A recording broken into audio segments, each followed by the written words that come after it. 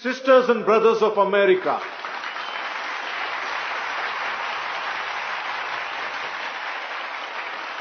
A deafening applause of 2 minutes followed.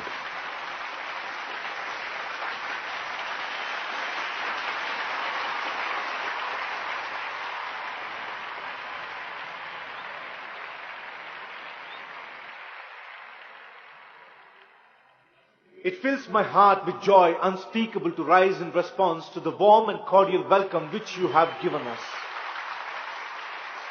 I thank you in the name of the most ancient order of the monks in the world.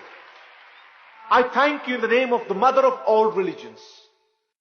And I thank you in the name of millions and millions of Hindu people of all classes and sects. My thanks also to some of the speakers on this platform, who, referring to the delegates from the Orient, have told you that these men from far-off nations may well claim the honor of bearing to different lands the idea of toleration. I am proud to belong to a religion which has taught the world both tolerance and universal acceptance.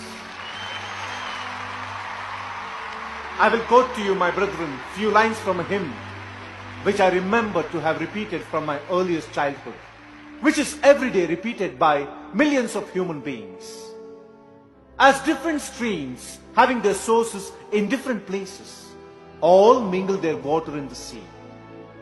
So, O Lord, the different paths which men take through different tendencies, various though they appear, crooked or straight, all lead to Thee.